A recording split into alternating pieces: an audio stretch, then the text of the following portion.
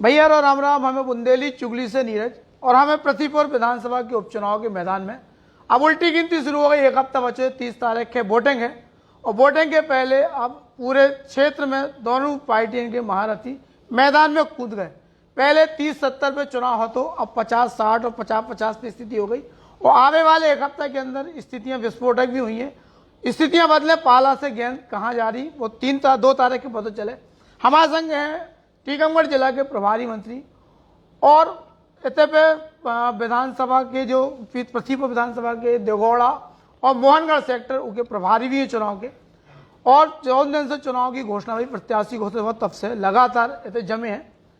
सीधो पहले एक सवाल विश्वास भाई साहब से, मध्य प्रदेश शासन की आप चिकित्सा शिक्षा मंत्री हो, जो अलग विषय है, लेकिन चुनाव को चूंकि आपके पास प्रभार है, भाजपा के इतने को क्षेत्र को मतदाता वोट कौन आधार पर दे और कायदे है?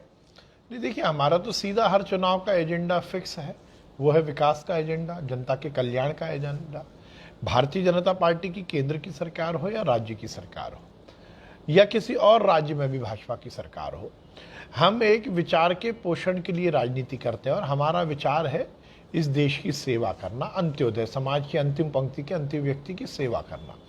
और जब हम इस लक्ष्य को लेकर राजनीति करते हैं तो हम निश्चित रूप से सरकार में आके अंत्योदय करते हैं, समाज की अंतिम पंक्ति के अंतिम व्यक्ति को की सेवा करना, उसका कल्याण करना और क्षेत्र का विकास करना।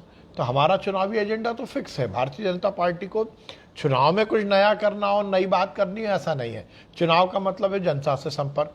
तो हमारा, चाहे वो राष्ट्रीय स्तर का कार्यकर्ता हो या बूथ स्तर का कार्यकर्ता हो, वो 100% जनता से जुड़ा हुआ रहता है, हर समय जनता के बीच में रहता है।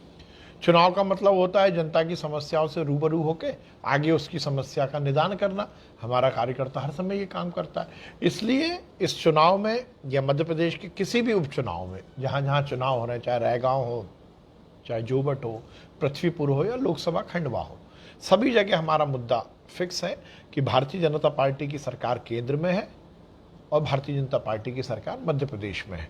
यदि आपके क्षेत्र का जनप्रतिनिधि भाजपा का होगा तो विकास ज़्यादा अच्छा होगा, जनता का कल्याण होगा, सरकार की हर रीति नीति से कार्यक्रम से क्षेत्र जुड़ेगा। और वैसे भी मध्य प्रदेश की सरकार जो विगत 15-17 वर्षों से रही, उसका विकास का एजेंडा है और कांग्रेस की सरकार के 15 महीने का विनाश का एजेंडा है। तो ये सामने है जनता के। तो कांग्रेस के वोट काहे ना दे मतदाता पृथ्वीपुर को, इकिलाने आपका क्यों हो? इसीलिए ना दें क्योंकि जिस प्रकार से कांग्रेस ने विनाश की राजनीति की है, कांग्रेस ने केवल एक परिवार को आगे बढ़ा, नेहरू परिवार के अलावा कांग्रेस ने इस देश में किसी का भला नहीं किया। हम जनता का कल्याण करते हैं, वो जनता का विनाश करते हैं। हम क्षेत्र का विकास करते हैं, वो क्षेत्र का विनाश करते हैं। तो इसीलिए, और मुझे लगता है जनता जागरूक है। जनता को लगता है कि यदि हमारा जनप्रतिनिधि, हमारा विधायक भारतीय जनता पार्टी का होगा तो निश्चित रूप से प्रदेश का ज़्यादा से ज़्यादा पैसा विकास का क्षेत्र में आएगा, दिल्ली का पैसा ज़्यादा से ज़्यादा क्षेत्र में आएगा। इसीलिए निश्चित रूप से भारतीय जनता पार्टी के समर्थन में सब वोट करेंगे। मैं तो कांग्रेस की बात ही नहीं कर रहा। आपने कहा कांग्रेस को वोट क्यों ना दें, मैं तो ये बोल रहा हूँ कि भारतीय जनता पार्टी को इसलिए लोग वोट दें क्योंकि क्षेत्र में यदि विकास करना है तो प्रदेश में जिसकी सरकार है, देश में जिसकी सरकार है, वो कमल की सरकार यदि पृथ्वीपुर में भी होगी और मध्य प्रदेश के उपचुनाव में होगी तो निश्चित रूप से विकास ज़्यादा होगा। पृथ्वीपुर में चुनाव कांग्रेस के संग है या नितिन सिंह बुंदेला के संग है भाजपा को? देखिए, हम ये सामने नहीं देखते कौन है हमारे सामने।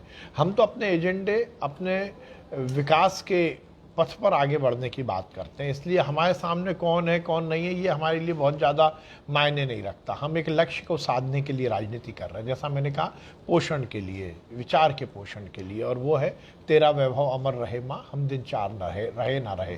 तो निश्चित रूप से जो भी सामने है वो हमारे लिए बहुत महत्वपूर्ण नहीं है। हमारे को जनता की सेवा और कल्याण, ये महत्वपूर्ण है। पृथ्वीपुर और बाकी जो 4 जगह चुनाव है कंप्लीट सब जगह, और यही टाइम पे महंगाई लगातार बढ़ रही, खाद की समस्या जो चुनौती है भाजपा के सामने, चुनाव कितना प्रभावित करें जो मुद्दा? नहीं, देखिए, खाद की समस्या पूरी तरह से निदान हो गई है, कहीं कोई दिक्कत नहीं है।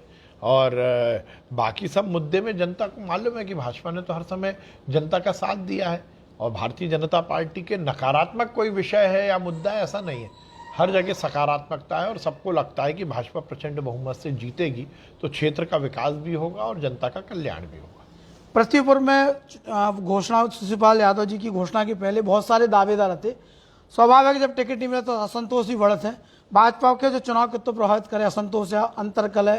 कोई ना अंतरकलह है, ना संतोष है, ना मनभेद है, ना मतभेद है। एक रूपता के साथ, एक लक्ष्य के साथ, एक स्वर में, एक लय में भारतीय जनता पार्टी का सभी कार्यकर्ता कमल को खिलाने में लगा है। पृथ्वीपुर और खंडवा अलग अलग 4 जगह जो चुनाव है, और ऐसा अनुमान लगाया जा रहा है कि जे चुनाव के परिणाम 2023 के विधानसभा चुनाव को निर्णय करें।